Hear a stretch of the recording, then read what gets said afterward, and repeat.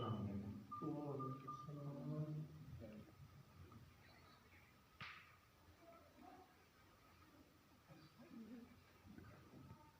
لله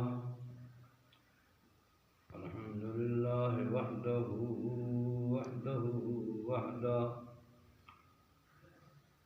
والصلاة والسلام على من لا نبي بعده أما بعد فأعوذ بالله من الشيطان الرجيم بسم الله الرحمن الرحيم تبارك الذي بيده الملك وهو على كل شيء قدير الذي خلق الموت والحياة ليبلوكم أيكم أحسن عملا وهو العزيز الغفور آمنت بالله صدق الله وصدق رسوله النبي الكريم الأمين الرؤوف الرحيم ونحن على ذلك لمن الشاهدين الشاكرين الذاكرين والحمد لله رب العالمين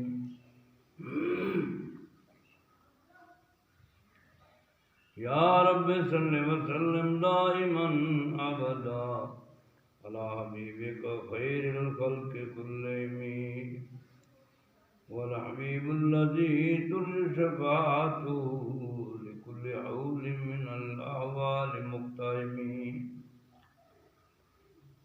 قابل قدر سامعین محترم حاضرین مکرم،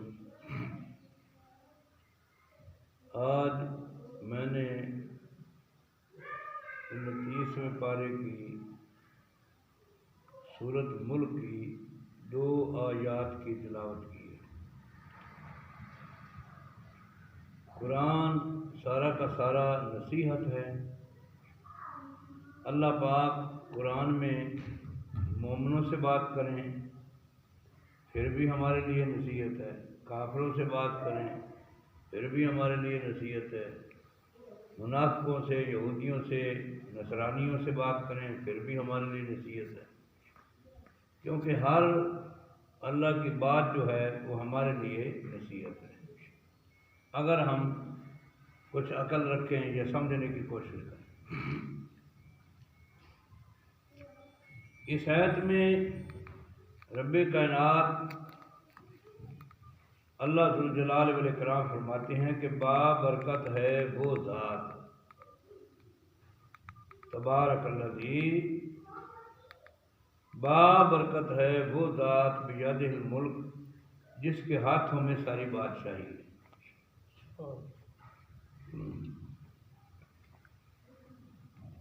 وَهُوَ عَلَى كُلِّ شَيْءٍ قَدِيرٌ، اور وہ ذات ہے کہ جس کا ہر شے پر کنٹرول ہے اور ہر چیز اس نے اپنی اپنی جگہ پر سنبھال کر رکھی ہوئی ہے۔ وہ تحت الثری، زمینوں کے نیچے چیونٹی چل رہی ہو تو اس کے قدموں کی آہٹ کو سنتے بھی ہیں اور اس کو دیکھتے بھی ہیں، اور سدرۃ المنتہا سے اوپر جو چیزیں ہیں وہ بھی ان کے کنٹرول میں ہیں۔ اللہ ذوالجلال والاکرام ایک ایسی طاقت ہے، ایسی ذات ہے کہ جس کے بارے میں نہ تو وہ وہم و گمان میں آتی ہے نہ کوئی سوچ سکتا ہے کہ وہ کیسا ہوگا، اللہ کیسا ہوگا، اللہ کیسا ہوگا، کیونکہ ہم اپنے دماغ سے سوچتے ہیں تو دماغ کا خالق بھی وہی ہے، دماغ کو بھی اس نے بنایا، اس نے پیدا کیا، تو جو مخلوق ہے وہ خالق کی پہچان آسانی سے اتنی نہیں کر سکتی۔ ہاں البتہ یہ ضرور ہے کہ جو جانتے ہیں اس کی پاک ذات کو مانتے ہیں، ان سے اگر پوچھا جائے تو وہ کوئی نہ کوئی راستہ بتا سکتے ہیں، ان کو پتا ہوتا ہے۔ یا اللہ، حضرت امام شافعی ایک بزرگ ہیں، وہ فرماتے ہیں کہ میں اپنی قوت حافظہ، یعنی یہ جس کو ہم یادداشت کہتے ہیں، یا کچھ باتیں یاد نہیں رہتی بھول جاتی ہیں، اس کو کہتے ہیں قوت حافظہ۔ تو قوت حافظہ کی امام وقی اپنے استاد محترم سے یہ شکایت کی. جب شکایت کی تو فرماتے ہیں شقوت الی وقع سوء حفظی، میں نے شکایت کی اپنے استاد محترم سے امام وقی سے کہ میری قوت حافظہ کمزور ہے. تو انہوں نے کہا فإن العلم نور من الہی، کہ علم جو ہے اللہ کی پہچان جو ہے، علم کہتے ہیں جاننے کو، روشنی کو. سبحان اللہ. تو یہ اللہ کا نور ہے اور یہ گندی جگہ پر نہیں آتا. دماغوں میں اگر غلاظت ہو، دماغوں میں سوچیں بھلی نہ ہوں بری ہوں، تو پھر اللہ کا نور دماغ میں نہیں اترتا. تو جب انہوں نے یہ کہا تو امام شافعی کہتے ہیں میں سنتا رہا. انہوں نے کہا لا یعط اللہ لعاصی، بری جگہ پر یہ اللہ کا نور نہیں آتا. اور اس کے بارے میں فرمایا کہ جب اللہ کا نور آتا ہے ولولا خشیۃ الرحمن کلہم من عبیدی، یہ عربی کے الفاظ ہیں چونکہ امام شافعی کی زبان عربی تھی، تو عربی میں وہ شعر انداز کرتے ہیں، لکھتے ہیں. کہتے ہیں جب اللہ کی پہچان ہو جاتی ہے تو پوری کائنات یہی آنکھیں دیکھ سکتی ہیں. پہلے لوگ نہیں مانتے تھے. ہم مسلمان ہیں، ہم نے کلمہ پڑھا ہے لا الہ الا اللہ محمد رسول اللہ صلی اللہ علیہ وآلہ وسلم. ہماری ذمہ داری ہے کہ کلمے کو خود بھی سمجھیں اور اس کلمے کی آگے بھی پہچان کروائیں، یہ ذمہ داری. لیکن ہم اپنی ذمہ داری سے غافل ہو گئے. جن کو ہم غیر مذہب کہتے ہیں ان لوگوں نے محنت کی، محنت کر کے انہوں نے کہا کہ یہ جو قرآن ہے، حدیث ہے، اس میں یہ ہے کہ یہی آنکھیں پوری کائنات کو دیکھ سکتی ہیں. کیسے دیکھ سکتی ہیں؟ انہوں نے سوچنا شروع کیا، محنت شروع کی. وہ اس نتیجے پر پہنچے کہ ہر انسان کی ایک آنکھ میں 13,000 بلب فٹ ہیں،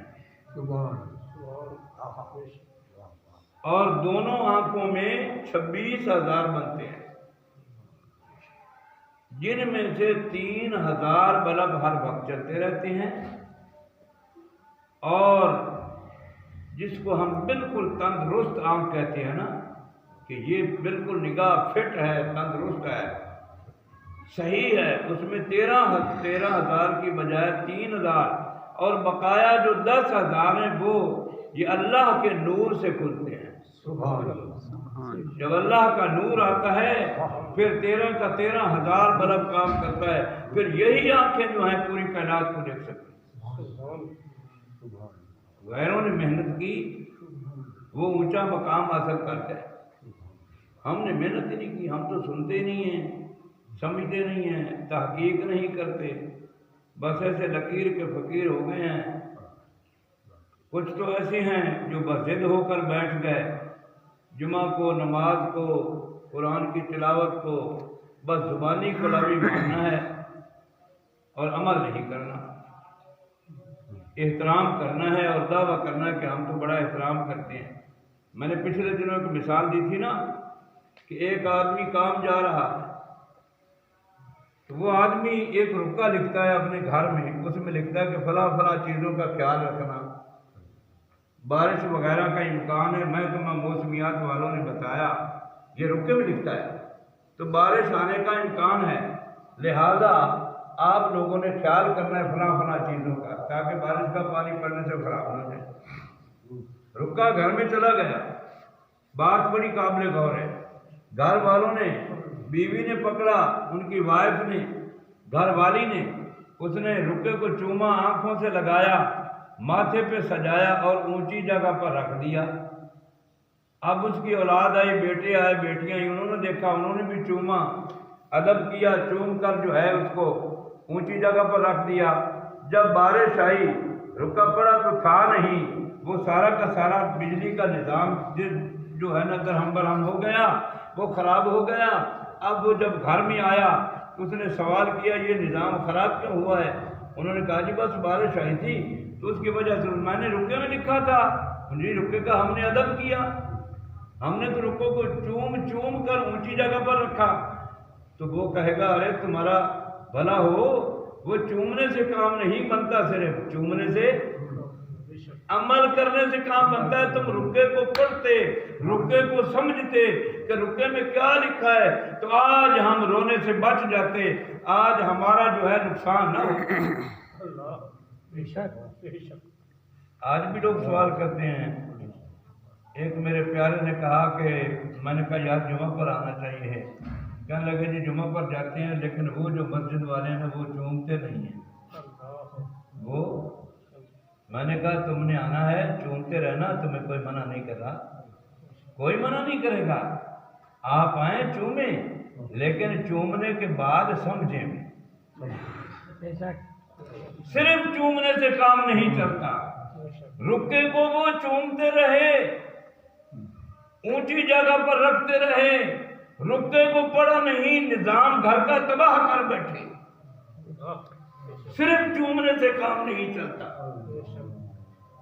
سمجھنے سے کام چلتا ہے۔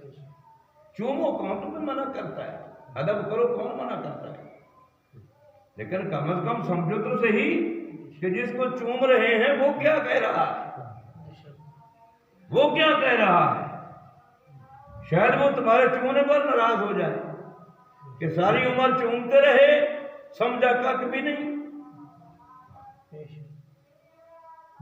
برکت ہے وہ ذات جس کے ہاتھوں میں ہے بادشاہی، اور وہ ہر شے پر قادر ہے، کنٹرول رکھتا ہے، سنبھال کر رکھتا ہے۔ الذی خلق الموت والحیات، یہ وہی ذات ہے جس نے موت کو اور زندگی کو پیدا کیا، سبحان اللہ، جس کے ہاتھوں میں بادشاہی ہے، یہ وہی ہے جس نے موت اور زندگی کو پیدا کیا، موت زندگی کو پیدا کرنے والا وہی ہے۔ اللہ تو نے جب ہمیں پیدا کیا تو مسلسل چلتے رہتے، آج موت آتی ہے تو گھر والے روتے ہیں، بیٹا فوت ہو گیا باپ رو رہا ہے، باپ فوت ہو گیا بیٹا رو رہا ہے، بچی فوت ہو گئی تو گھر والے رو رہے ہیں، ماں فوت ہو گئی تو بچے رو رہے ہیں، دوست رو رہے ہیں، یہ آنسو بہا رہے ہیں۔ کم از کم اس محنت سے بچ جاتے، تو ہمیں زندہ رکھتا، پیدا کیا تھا تو ہم زندہ رہتے، موت کو تو پیدا نہ کرتے۔ فرمایا تم سمجھے نہیں، الذی خلق الموت والحیات، یہ وہی ذات ہے جس نے موت اور زندگی کو پیدا کیا۔ موت اور زندگی پیدا کرنے کا میرا مقصد تھا، یا اللہ وہ کیا مقصد تھا؟ لِیَبْلُوَکُمْ أَیُّکُمْ أَحْسَنُ عَمَلًا، میں دیکھنا چاہتا تھا، میں دیکھنا چاہتا تھا کہ احسن العمل کون بنتا ہے۔ یہ بھی ایک ڈگری ہے، جیسے ہوتا ہے نا دنیا میں کوئی حافظ قرآن ہے، کوئی عالم دین ہے، کوئی قاری قرآن ہے، یہ ڈگریاں ہیں، اسی طرح یہ احسن العمل یہ بھی ایک ڈگری ہے۔ میں نے موت اور زندگی کو اس لیے پیدا کیا کہ میں احسن العمل دیکھنا چاہتا تھا۔ میں نے پہلے بھی کئی بار عرض کیا کہ کاش ہم قرآن کو سمجھتے، یہ لفظ ہے احسن العمل، احسن، یہ احسن کیا ہوتا ہے؟ حسین کہتے ہیں خوبصورت کو، حسین کہتے ہیں، اور احسن وہ چیز ہوتی ہے جہاں سے حسین بھی سر جھکاتے ہیں۔ احسن وہ مقام ہے جہاں سارے حسین ہاتھ باندھ کر کھڑے ہو جاتے ہیں۔ فرمایا مجھے یہ نہیں چاہیے جو تم کر رہے ہو، مجھے تو وہ چاہیے احسن العمل، ایسے عمال کر کے آؤ کہ دنیا دیکھ کر دنگ رہ جائے۔ سبحان اللہ، حسین بن کر نہ آؤ، خوبصورت بن کر نہ آؤ، کیا کریں؟ فرمایا احسن بن کے آؤ کہ حسین بھی دیکھیں تو ان کی آنکھیں حیران رہ جائیں۔ وہ تو ہمیں ایسا دیکھنا چاہتا ہے، وہ تو ہمیں ایسا بننا تو بہت مشکل ہے، حسین بننا مشکل ہے دنیا میں۔ حسین بننا یعنی گھر کی مثال لے لیں، محلے کی مثال لے لیں، بستی کی مثال لے لیں، ملک کی مثال لے لیں کہ ملک میں اگر کوئی کام اچھا کرتا ہے لوگ کہتے ہیں یہ اس نے بہت اچھا کام کیا، یہ حسین عمل ہے، بڑی دنیا کا فائدہ ہو گیا۔ یا گھر کا معاملہ تو کہتے ہیں گھر میں نظام اچھا چل رہا ہے، یہ بڑا حسین عمل کرتا ہے. جہاں حسین سر جھکائیں اس کو احسن کہتے ہیں. اللہ فرماتے ہیں مجھے حسین نہیں احسن بن کر آؤ. میرے پاس جب آنا میں تمہیں دیکھوں تو تم حسن ہو. کہ بڑے بڑے حسین بھی دیکھیں تو حیران ہو جائیں کہ محمد کا غلام آ رہا ہے. وہ بھی حیران ہو جائیں. کرم آج بالائے بام آ گیا ہے, زباں پہ محمد کا نام آ گیا ہے. سرے حشر دیکھیں گے جب میرے آقا تو کہیں گے وہ دیکھو ہمارا غلام آ گیا. آسن بن کر آؤ, آسن بن کر آؤ. یا اللہ یہ تو بہت مشکل ہے. اب ذرا تھوڑا سا مسئلہ سمجھنے کی بات ہے.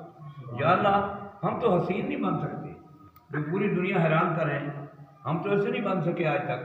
تم ہمیں مطالبہ کرتے ہو کہ آسن بن کر. یہ تو بہت مشکل عمل ہے. کیسے کریں گے؟ روٹی کا فکر ہے, گھر کا فکر ہے, مال مویشیوں کا فکر ہے, گھر والی کا فکر ہے, بچوں کا فکر ہے, مکان کا فکر ہے, کمانے کا فکر ہے. ہم کیسے آسن بن سکتے ہیں؟ اتنی مجبوریوں کے زنجیر ہمارے ہاتھوں اور پاؤں میں ڈال دیے, ہم کیسے بنے؟ فرمایا ایک بات سنو. یا اللہ فرماؤ, یہ بھی میں اکثر مثال دیا کرتا ہوں کہ تو ایک صحابی کا واقعہ ہے, ایک بزرگ کا واقعہ ہے. ایک صحابی کا واقعہ تو یہ ہے کہ اللہ کے نبی نے اپنے گھٹنوں سے نا وہ ہوتی ہیں سینیاں وغیرہ وہ لگوا کر نا, تو وہ نکالا وہ خون. جب وہ خون نکلا تو ایک صحابی کو دیا, کہا یہ نبی کا خون ہے, اس جگہ پر اس کو دفن کرنا جہاں کسی کے پاؤں نہ آئے. وہ گیا, سارا دن پھرتا رہا, کوئی جگہ نہیں ملی. کیا کریں؟ اس نے سوچا کہ اس کو ہم جنگل بیابان سمجھتے ہیں, کل آنے والے وقت میں یہاں بھی آبادی ہو سکتی ہے, تو پاؤں تو آئیں گے, کیونکہ ہمارا نبی تو جہانوں کا نبی ہے, ہمارا نبی تمام عالموں کا نبی ہے, ہمارا نبی تمام رسولوں کا امام ہے, ہمارا نبی تمام پوری کائنات کا سلطان ہے. تو یہ تو قیامت تک یہ سلسلہ چلتا رہے گا. اس خون کو کیا کروں؟ اس نے ایسے کیا, اللہ کے دربار میں دعا کی اور پی گیا. اب مغرب ہوئی, حاضر خدمت ہوا, اللہ کے رسول صلی اللہ علیہ وسلم پوچھتے ہیں میرے پیارے خون کو کہاں دفن کیا؟ یا رسول اللہ دن بھر گھومتا رہا, پھرتا رہا, کوئی ایسی جگہ نہ ملی جہاں دفن کروں, ملا کر میں نے پی لیا. فرمایا جس کے پیٹ میں محمد کا خون چلا گیا وہ جہنمی نہیں, وہ جنتی. دنیا میں تم جنتی ہو گئے ہو. اور ایک بزرگ کا واقعہ ہے کہ انہوں نے اپنے کسی مرید کو کہا کہ یہ مرغا وغیرہ رو اور اس کو نا ذبح کرنا, لیکن وہاں کرنا جہاں تمہیں کوئی نہ دیکھے. وہ چلا گیا. کبھی کسی مکان میں جاتا کہ یہاں مجھے کوئی دیکھنے والا نہیں, کبھی کسی بازار میں جاتا, کسی دکان میں, کبھی جنگل میں, کبھی فصلوں میں جاتا, کمادوں میں جاتا, جگہ جگہ پر پھرتا رہا, ملا کر مرغا لے کر واپس آ گیا. تو مرشد نے پوچھا تم کیسے مرید ہو؟ تمہارے ذمہ کام لگایا تھا کہ مرغے کو ذبح کرنا ہے, شرط صرف یہ تھی کہ جہاں کوئی نہ دیکھے. تمہیں کوئی جگہ بھی نہ ملی. عرض کیا حضور آپ نے ٹھیک کہا, میں جہاں بھی جاتا تھا مجھے کوئی نہیں دیکھتا تھا, لیکن اس کے باوجود کچھ دیکھنے والے ہوتے تھے. کون دیکھتے تھے؟ فرمایا سب سے پہلے تو اللہ دیکھ رہا. اس کے بعد جو اللہ نے دو نگران مجھ پر مقرر کیے ہیں نا, کرامن کاتبین یعلمون ما تفعلون, یہ میرے ساتھ ہوتے تھے, یہ بھی دیکھ رہے تھے. اچھا تم تو بہت اچھے ہو. بڑے خوش ہوئے, خوش ہو کر اس کے حق میں دعا کی کہ تم کوئی غلط عمل نہیں کر سکتے, کیونکہ تمہیں پتہ چل گیا ہے کہ دیکھنے والے ہیں. میں جہاں بھی جاؤں گا نا دیکھنے والے ہیں. کچھ آدمیوں نے نقصان کیا, چوری کی, چکاری کی, کوئی غلط عمل کیا, کمرے میں بیٹھ گئے, کسی سے پیسے لوٹے, گنتی کرنے لگے, تو بیٹھے اندر سے کنڈا لگا لیا, اب ہمیں کوئی نہیں دیکھ رہا. یہ 4 آدمی تھے اور ہر آدمی پر 2 مقرر ہیں, تو دیکھ गिनने वाले पैसे 4 थे, देखने वाले 8 थे। बेशक देखने वाले ये सोच रहे थे कि हमें कोई देख नहीं रहा। या अल्लाह इतनी सख्ती है और हसीन बनना मुश्किल है, तू हमें हुक्म देता है कि लियब्लुवकुम अय्युकुम अहसनु अमला, कि तुम अहसनुल अमल की डिग्री हासिल करके आओ। ये हम कैसे हासिल करेंगे? पर मैं तुम्हें मालूम नहीं, सख्ती मेरी बहुत है कि स्कूलों में मदरसों में इंतज़ाम होता है ना, निगरान होते हैं, तो वो 25-30 लोग हो ना बच्चे पढ़ने वाले, तो एक निगरान होता है। और निगरान की ड्यूटी क्या होती है कि नकल नहीं मारना, बूटी नहीं लगाना, कुछ ऐसा नहीं करना, समझने की कोशिश करनी। अच्छा, या अल्लाह पाक फरमाते मेरा कानून ये कि 25-30 पर एक निगरान मुकर्रर नहीं किया, एक पर मैंने 2 निगरान मुकर्रर कर दी। सुभान अल्लाह। अब गलती करके दिखाओ, अब गलती करके दिखाओ, तुम पर 2 निगरान मुकर्रर हैं जो 24 घंटे तुम सो रहे हो, नींद कर रहे हो, वो फिर भी जो है निगरानी कर रहे हैं, वो फिर भी। अब बचेंगे कैसे? ये तो 2-2 निगरान मुकर्रर हैं, हम तो आसन कभी नहीं मान सकते भाई, इतना भारी काम कैसे होगा?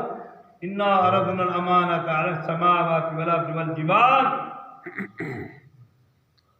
फरमाया मैंने पहाड़ों को हुक्म दिया कि ये जिम्मेदारी उठाओ, तो पहाड़ थरथराने लगे, कांपने लगे।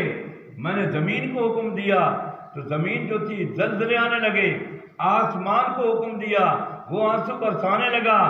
जब हर चीज ने जवाब दिया कि अल्लाह हम इस काबिल नहीं, इन्नहु हमल इंसान इन्नहु कान ज़ुलुमन जहूला, फरमाया ये बेचारा, तर्जुमा ज़हरी बनता है जालिम और जाहिल था, जालिम और जाहिल था। इसने हाँ कर दी कि ये काम मैं तुम्हारा करूँगा, अल्लाह तुम्हारा काम मैं करूँगा, लेकिन माना ये नहीं बनता। इन्नहु कान ज़ुलुमन जहूला, जालिम और जाहिल था, ये इसका माना जो है ये नहीं बनता। जहल के माने जो होते हैं ना, वो ये होता है कि जिसको पहचान न हो, जानता ना हो। और जो है ज़लूमन, जालिम था, जालिम के माने होते हैं जो हद से तजावुज़ करे। कुछ बातें ऐसी हैं जिनका हमें पता नहीं है, हम लड़ भी पड़ते हैं बात का। मसलन अगर आप लोग किसी को कह दें कि तुम तो बेवकूफ़ हो, तो वो मुंह पर थप्पड़ मारेगा, अच्छा मुझे बेवकूफ़ कहते हो, हालांकि इसका माना जो बनता है जिसको वकूफ़ ना हो, तरीका कार ना हो, इतना बुरा माना तो नहीं है, लेकिन जहान में ये गलती बन गई। इसी तरह जालिम और जाहिर का लफ्ज़ जो था वो गलत हो गया। असल में इसका माना था कि जो बरकरार अपनी हदों पर चीज़ को नहीं रख सकता, वो पहचानता नहीं, ये इंसान ऐसा था, जालिम और जाहिल नहीं था। जो हम समझते वो नहीं, इसका तर्जुमा ये नहीं बनता। फरमाया मोहब्बत में आ गया, जमीन ने जवाब दे दिया, पहाड़ों ने जवाब दे दिया, आसमान ने जवाब दे दिया, सितारों ने जवाब दे दिया, कायनात की हर शय ने कांपने लगी, रोने लगी कि अल्लाह ये बोझ हम बर्दाश्त नहीं कर सकते। वहमल हर इंसान खड़ा हो गया, अल्लाह मैं हाजिर हूँ। यार ये तो प्यार में खड़ा हुआ था, ये तो प्यार में खड़ा हुआ था, ये जालिम जाहिल नहीं था, ये तो भोला था। इसने हाँ कर ली।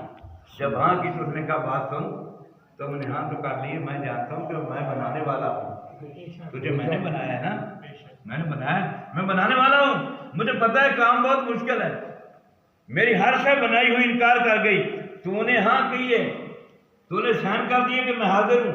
तो देखो मैं क्या करता हूँ, निगरान तो मुकर्रर कर दिए 2-2 एक पर, लेकिन वहुवल अज़ीज़ुल गफ़ूर, वहुवल अज़ीज़ुल, सुन रहे हो, वहुवल अज़ीज़ुल गफ़ूर। मैं अगरचे गालिब हूँ हर चीज पर, लेकिन मेहरबान भी तो हूँ, गालिब तो हूँ लेकिन सुनो मेहरबान भी हूँ। मैं जानता हूँ तुझे बनाने वाला हूँ, तूने प्यार में हाँ कर ली, निगरान मैंने 2-2 मुकर्रर किए, मगर तुम्हें मैं एक इजाजत देता हूँ कि तुम नकल इन दोनों की मौजूदगी में कर सकते हो। या अल्लाह नकल, ये 2 निगरान, फरमाया निगरान कुछ नहीं कहेंगे, निगरान खुश होंगे। नकल किसकी करनी है? फरमाया मोहम्मद की नकल, क्योंकि वो हर पेपर में पास है, और जो उनके पास किए हुए हैं उनकी नकल करो। جن کو محمد رسول اللہ صلی اللہ علیہ وسلم نے کہا کہ ان کا پیپر بالکل 100% ٹھیک ہے، ان کی نقل کرو، نقل کرنے کی اجازت ہے، نقل کرنے کی نکاح نگران تو دو مقرر کر دیے کہ تم غلطی نہیں کر سکتے، مگر کہا نہیں نہیں نہیں سنو، وَهُوَ الْعَزِيزُ الغفور، میں مہربان بھی تو ہوں یار، کوئی بات نہیں، تو نے اگر پیار میں ہاں کر لیے میں نے اتنی سختی نہیں کروں گا، میں نقل کرنے کی اجازت دیتا ہوں، جیسے وہ کرتے تھے ایسے تم کرو، جیسے وہ کرتے تھے ایسے تم کرو، نگرانوں کے باوجود نگران کی مجال نہیں ہوگی، ان کی نقل کرو، جیسے وہ کرتے ایسے کرو، تم بھی پاس ہو جاؤ گے، تم بھی پاس ہو جاؤ۔ اتنی بڑی چھوٹ دی کہ میں مہربان ہوں، نگرانوں کی موجودگی میں بات سمجھ میں آ رہی؟ یہ ہے قرآن کا ترجمہ۔ ایسے ہم قرآن کا ترجمہ کریں نا، ایک دوسرے سے مذاکرات کریں تو انشاءاللہ ہمارا عبادت کرنے کو بھی دل کرے گا، اللہ کو ماننے کو بھی دل کرے گا، اور اللہ کی ماننے کو بھی دل کرے گا، اللہ کو ماننے کو بھی دل کرے گا، اللہ کی ماننے کو بھی دل کرے گا۔ بات یہ ہے کہ ہم قرآن، دل میں شوق بہت ہے کہ قرآن سمجھے اور سمجھائے، قرآن تو ہم سمجھتے نہیں۔ اچھا، نقل کرنے کی اجازت مل گئی، بڑی عجیب بات ہے، نگران دو ہیں اور نقل کرنے کی اجازت مل گئی۔